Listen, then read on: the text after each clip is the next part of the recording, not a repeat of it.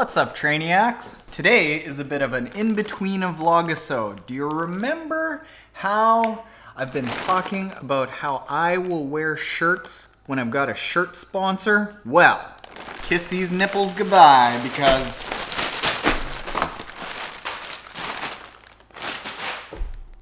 I think we got one.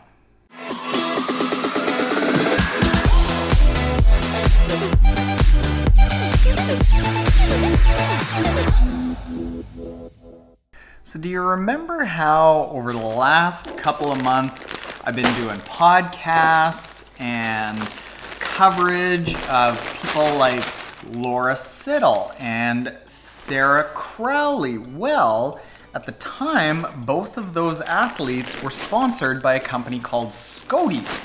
Oh, and I think Mel Hauschildt is sponsored by them, Annabel Luxford is sponsored by them. And thank goodness I didn't ask a question that came to mind while I was talking to them of, you know, what's it like dealing with smaller sponsors?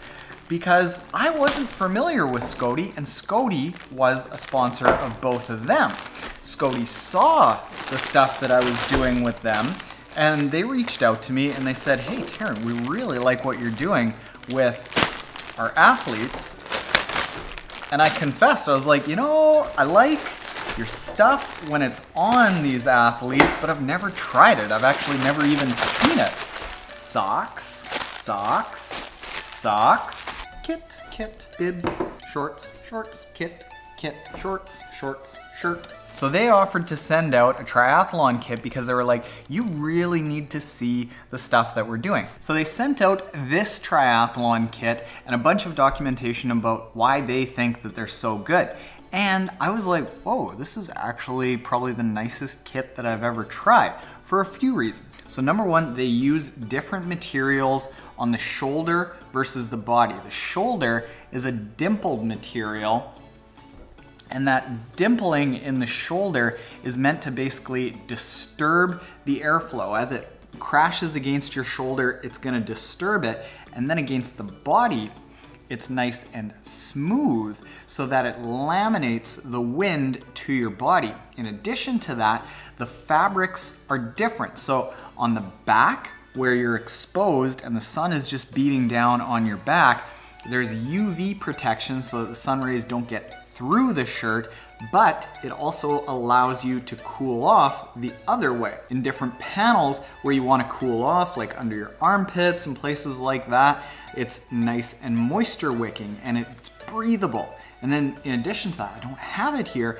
but the one-piece tri-kit, it's one piece, but it has a zipper that comes all the way down, and like a cycling bib, you can unzip and you basically have like, it's kind of like a onesie, but at the same time it's not like a onesie because you can take a pee really easily.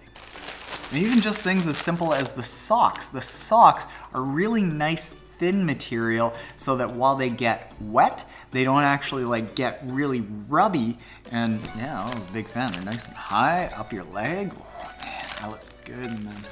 Cuffs on all the material. It's got just that nice, very gradual, not super thick, little sticky material on the inside so you don't get sausage legs, but nothing actually rides up, nothing starts bunching because it stays in place. And they got slick designs. Like look at just these plain old running shorts. You think they're black, but they've also got this nice little pattern here. Here, let me give you the rundown of how everything looks. So starting here, we have the regular cycling shorts, huge pad in there. Same thing with the bib shorts, and this is what I'm talking about. So you see up top, it's this mesh pattern that you can almost see through so that it wicks moisture away from your body where you want to be cool. And then as you go down lower, you've got more and more structure. That's nice and light.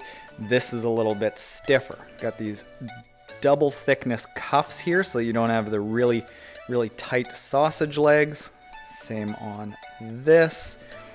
Also have a nice thermal jacket here with a little bit of fleecy on the inside that's windproof. Regular running shirt, but instead of those free running shirts that you get at a race, this is actually really thin. And I like that so it doesn't chafe. This is their jersey. You see, here's what I'm talking about. Got these little tiny dimples that are rubber at the bottom so that it doesn't ride up on you. A running singlet, same sort of thing as the running shirt over here, nice and light. Got these shorts. These shorts are the same two shorts. They both have pouch inside so that we keep the mouse in the house. This is a family show. And then similar sort of jerseys over here. 1, 2, 3 pockets, not a 2-pocket jersey. All kinds of socks. These are the socks that I'm a fan of. They come up midway through the calf. So like old school cycling socks or running socks. And then big thick woolies for just walking around. And then super cool smoker's mitts for cycling. Because cyclists smoke, I guess.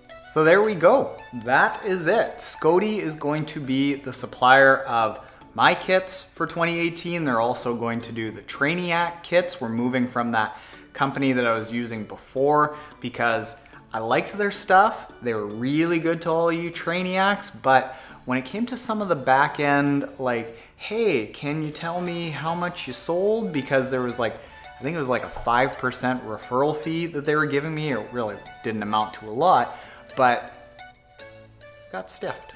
And just on principle, I was not a big fan of that, and I like the Scody people. They're super nice.